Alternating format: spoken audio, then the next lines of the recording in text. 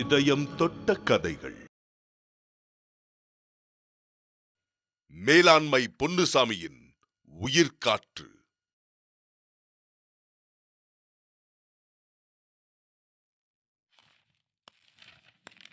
வணக்கம் பழனிசாமி சார். வாங்க வாங்க வாங்க. சாரி சார், நானே உங்களை பார்க்க வரலான்னு இருந்தேன். பரவாயில்ல சார், லோன் போடுற வரைக்கும் தான் நீங்கள் அலையணும். லோனை கொடுத்துட்டா அதை வாங்கிறதுக்காக நான் தான் சார் அலையணும். உட்காருங்க. நல்ல விஷயம். உங்கள் வீட்டு லோன் சேங்ஷன் ஆக போகுது. இடம் பத்திரம் எல்லாம் முறையாக லீகல் பார்த்தாச்சு. நீங்கள் பிளானை மாத்திரம் ஒரு நல்ல இன்ஜினியர்கிட்ட வாங்கி கொடுத்துட்டீங்கன்னா எல்லாம் நல்லபடியாக முடிஞ்சிடும். ரொம்ப சந்தோஷம் சார். என்ன சாப்பிட்றீங்க? சார், நான் உங்ககிட்ட நிறைய விஷயம் பேசிட்டு போலான்னு வந்தேன். நீங்கள் கிளம்புங்கன்னு சொல்றீங்க. நான் வரேன் சார். இல்லை சார், நான் அப்படி சொல்ல வரல. அதெல்லாம் ஒன்றும் இல்லை சார். நாளை காலையில் ஜிஎம் கிட்ட வந்து ஒரிஜினலை காட்டிட்டு லோனை வாங்கிக்கிங்க. ரொம்ப சந்தோஷம் சார். நான் வரேன் சார். ஓகே சார், வாங்க. உடம்பு ஒரு ரவுண்டு பெருத்துருச்சு, மோக்களை கூடிருச்சு.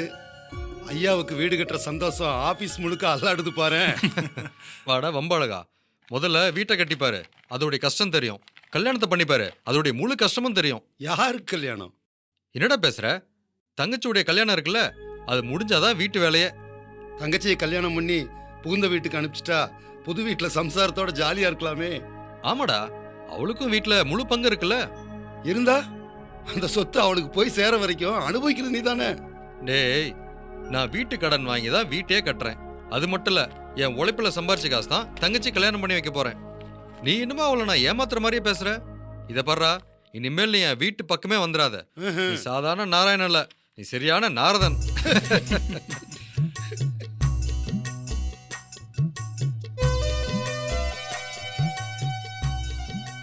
நமக்கு ஒரு நல்ல விஷயம் நடக்குதுன்னா சுத்தி இருக்கிற 4 பேர் நம்மள கவனிக்க ஆரம்பிச்சிருவாங்க.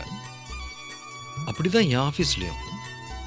என்னடா வயசு 40 கூட நெருங்கல, அதுக்குள்ள வீடு கட்ட போறான், தங்கச்சிக்கு கல்யாணம் பண்ண போறான்னு அவங்க பேசுறதை கேட்டு அவங்க பொறாமப்படுறாங்களா இல்ல பெருமைப்படுறாங்களான்னு என்னால யூகிக்க முடியல. நானும் பெருசா அதை பத்தி கவலைப்படல. எனக்கு சந்தோஷமா தான் இருக்கு. தினமும் 3 மைல் ஆபீஸ்ல சைக்கிள் போடுற எனக்கு அன்னைக்கு வெறும் அரை ஃபர்லாங்குள்ள வீடு வந்துட்ட மாதிரி எனக்கு ஒரு பிரமை. இதுதான் என்னுடைய வீடு.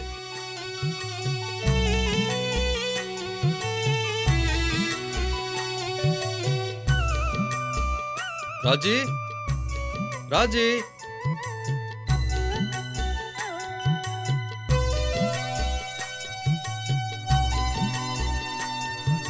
ராஜி எங்கம்மா போயிட்ட?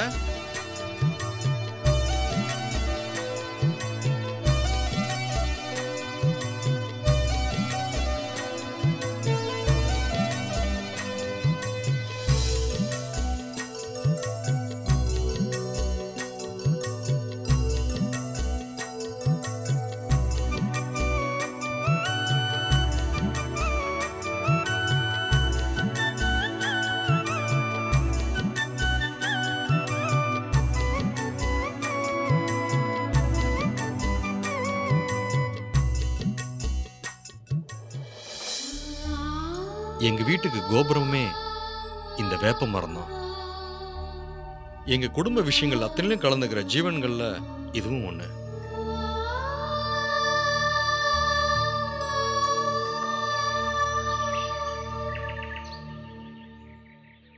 வாண்ண, எப்பண்ண வந்த? இப்பதாம்மா வந்தேன். தேவான எங்கம்மா? நல்ல தண்ணிக்கு போயிருக்கண்ண. ஓஹோ.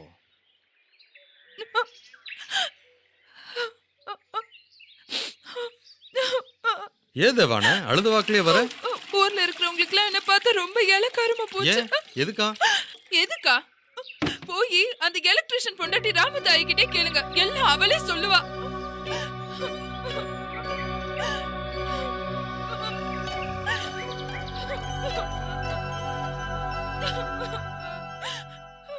ஆமா, அவ அப்படி என்ன சொல்லிட்டான்னு இப்படி அழுவுற? நம்ம அலடியா, என்னால புள்ள பெத்துக்க முடியாதா? அவ மட்டும் உன்னை கட்டியிருந்தானா இந்நேரம் 10 புள்ள பெத்திருப்பாளாம். அந்த வயிற்றுச்சலுக்கு அப்படி நல்ல தண்ணி கணத்துல பிடிச்சு தள்ளி இருப்பேன். கர்ம பிடிச்சவ என்ன குத்தி காட்டி பேசலன்னா அவளுக்கு சோறே இறங்காது போல இருக்கு. இதுல என்ன உனக்கு சிரிப்பு வேண்டி கிடக்கு? அவளே அன்னிக்கிட்ட வம்புக்கு வந்திருக்கா. அண்ணி, நீங்க அழாதீங்க. அவளை இருந்து கிழி கிழி கிழிச்சு வர பாருங்க. நீங்க ஒன்னும் தண்ணி எடுத்துட்டு வர வேண்டாம், நான் போறேன். ராஜே, ராஜி நில்லுமா. ராஜி சொன்னா கேளுமா. இன்னும் அவ போய் என்ன வம்பளுக்கு போறான்னு தெரியல. எல்லாம் உன்னால வர்றது. அவளா எதுவும் சொல்லிருக்க மாட்டா. நீதான் அவ வாயை பிடிங்கிருப்ப. ஆமா ஆமா, நான் பாரு அவ வாயை புடுங்குறதுக்கு. உங்களுக்கு அவளை கண்டா ரொம்ப பிடிக்கும், அத என்னைய திட்டுறீங்க. அதுக்குதான் அவளுக்கு எப்ப பார்த்தாலும் உங்களை பத்தியே பேசிட்டு இருக்கா. அதோ வரா பாருடி உன் குழந்தையா, வாயை திறந்தா வான வேடிக்கை தான். வரட்டும்டி, என்ன தப்பா பேசிட்டேன்? உள்ளதானே சொன்னேன், வேலைய பாருடி. எங்க அண்ணிய பத்தி பேசுற யோகிதை இல்லன்னு தானே எங்க அண்ணன் கல்யாணத்துக்கு உங்களை கூப்பிடல. அந்த கடுப்பை இங்க வச்சுதான் துப்புவீங்களா? அதோ இந்த டிச்சில தெரியுதே கருப்பா, அது கூட தான் 8 நாளைக்கு 10 குட்டி போடும். அதனால அந்த மடியில் தூக்கி வச்சுக்க முடியுமா? இனிமே எவ்வளவு என் அண்ணிய பத்தி பேசினா மரியாதை கெட்டுரும். ஆமா.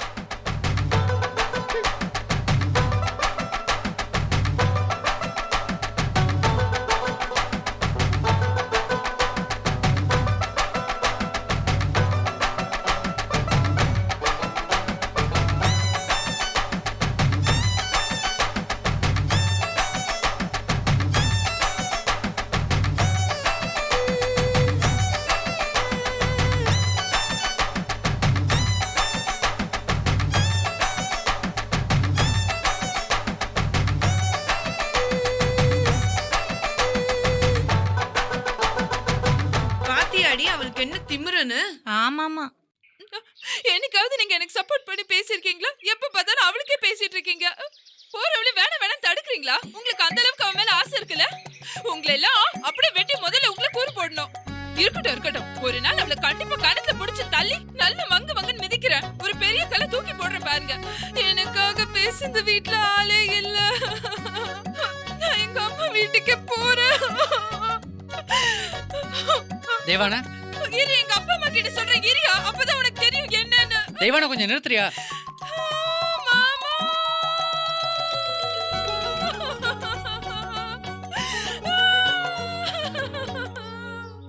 ஏமா நீ பாட்டு அவளை கண்ணத்தரைக்கு அனுப்பிச்சு விட்ட. அங்கே பெரிய குருஷேத்திர யுத்தமே நடந்துகிட்டு இருக்கு. அம்மா, அந்த எலக்ட்ரிஷியன் முன்னாடி ராமதாய் இருக்காளே, ஒரு வகையில் இவனுக்கு முறை பொண்ணு. இவனை கல்யாணம் கட்டிக்கணும்னு ஆசைப்பட்டவ. அட விட கல்தியா, தெரியாதனமா அதை பேசிவிட்டா.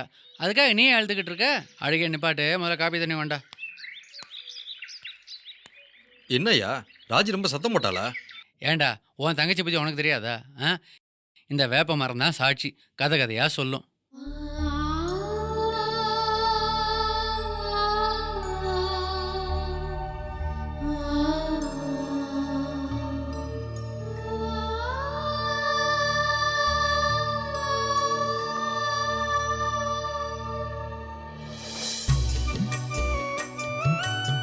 நான் 5வது படிச்சுட்டு இருந்தேன்.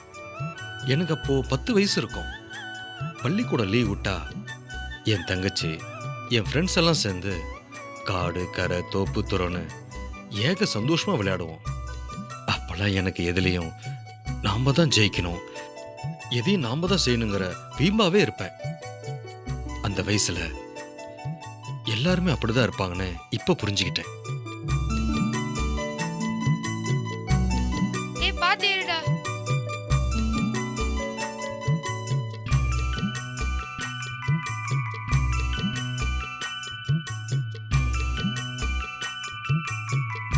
கொஞ்சம் கல்லு பொறுக்கிதாடா. இருடா, பொறுக்கி தரேன். சீக்கிரம் தாடா, அந்த அணில் போயிட போகுது. டேய் இருடா, தரேன். வாடி, எங்க அண்ணனுக்கு கல்லு பொறுக்கி தரலாம். நீங்களும் பொறுக்குங்கடி. டேய் சீக்கிரம் குர்ரா, அணில் போயிட போகுது. நல்ல கல்லா பொறுக்குடி. இந்தாடா. குர்ரா, சீக்கிரம் குர்ரா. அதோ இருக்குது பாரு அணில், மேல மேல ஏறுது பாரு. அட்றாத.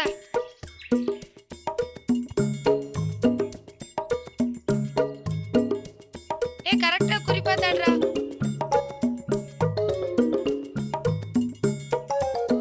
உனக்கு அடிக்கவே தெரியலடா. காமி, நான் அடிக்கிறேன், நீ ஒழுங்கா அடிப்பியா?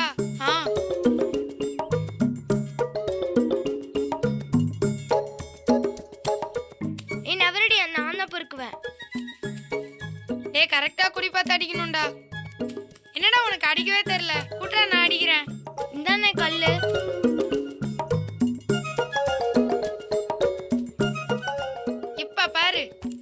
ஐயோ, போடா, நீ அடிச்சது அணில் ஓடியே போச்சு. வா அங்க போய் அடிக்கலாம். டேய் பழனி, கிணத்துக்குள்ள புறா முட்டை எடுக்க போலாம் வாடா. நாங்க கிணத்துக்கு தாண்டி போறோம். சீக்கிரம் வாடி.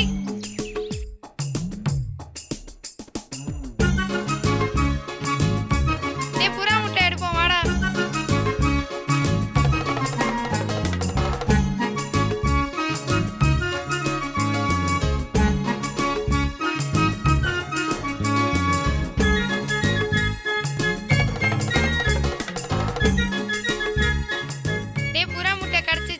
ஆமாண்டா. டேய் பாருடா, உள்ள புறா இருக்கும் பாருடா. டேய் ஒரு புறா கிடைச்சிச்சு. டேய் புறாவும் கிடைச்சிச்சுடா. டேய் கொண்டோடா. டேய் ஒண்ணு இருக்கான்னு பாருடா. சீக்கிரம் பாருடா. சரி வாடா, புறாவை கட்டி விளையாடுவோம்.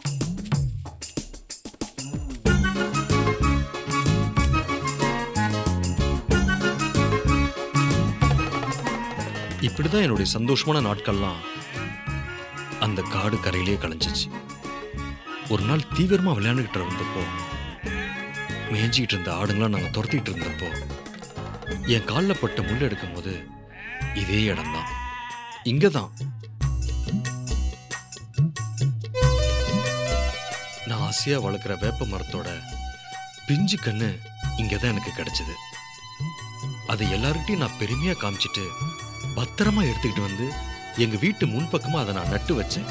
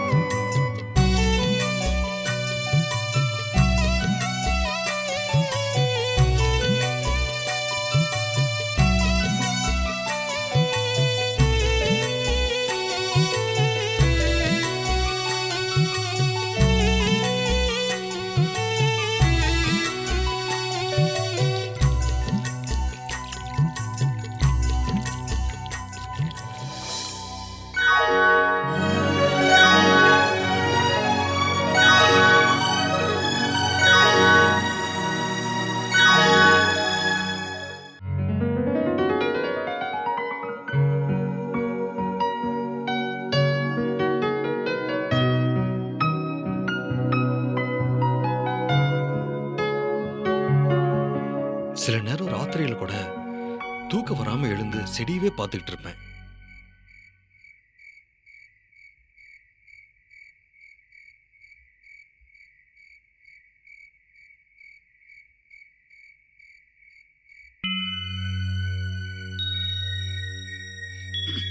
பழனி, இதோ வரேன்ப்பா.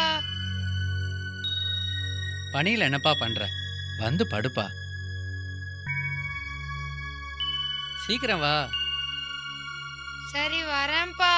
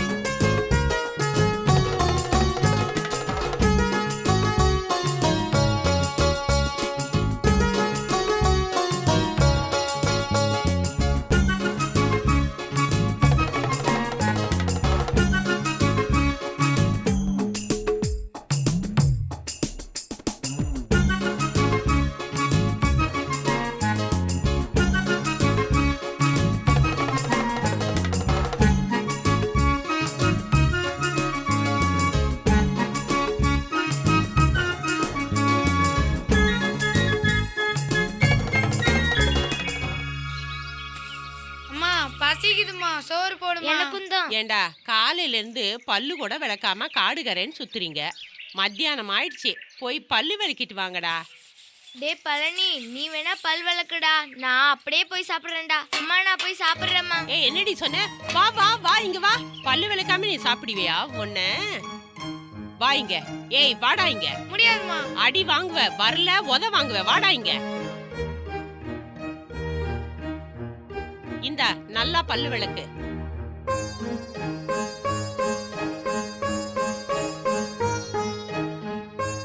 கீழே உட்காரு. இத பாரு, நீ எப்ப இருந்தாலும் பல்லு விளக்கிட்டு தான் சாப்பிடணும். பல்லு விளக்காம சாப்பிட்டேன்னு வச்சுக்கோ, வயிற்று வலி தான் வரும். புரிஞ்சுதா?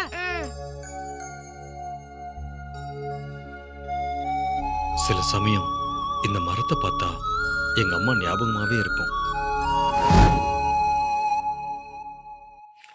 நாராயண, அந்த நோட்டை கொடு. செக் பண்ணிட்டேன். கொடுத்த ஃபைல்லாம் பார்த்துட்டீங்களா? பார்த்தாச்சு. அந்த 2வது ஃபைலை அதை எடுங்க. இதோ தரேன். அதான் சார். வணக்கம். வாங்க சார். வணக்கம். வணக்கம் சார். உட்காருங்க. அந்த ஃபைலை வாங்குங்க. இந்த கம்யூனிட்டி ஃபைல் கொஞ்சம் கொடுங்க. இந்தாங்க சார். இன்னைக்கு இன்ஸ்பெக்ஷன் இருக்குன்னு. அதான் உங்களுக்கு போன வாரமே சர்க்குலர் வந்திருக்குமே.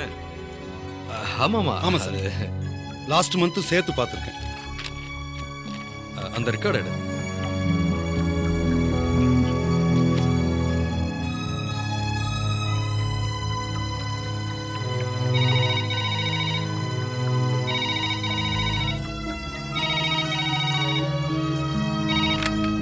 ஹலோ பழனி, நான் அப்பா பேசுறேன்ப்பா. ஐயா, இங்க இன்ஸ்பெக்ஷன் நடக்குதுங்கய்யா.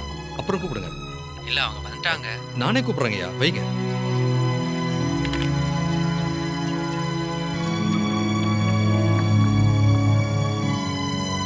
மிஸ்டர் பழனி சார், போன மாசம் அக்கௌண்ட்ஸ் எல்லாம் கிளியர் பண்ண சொல்லியிருந்தேனே. சரி சொல்லிட்டேன் சார்.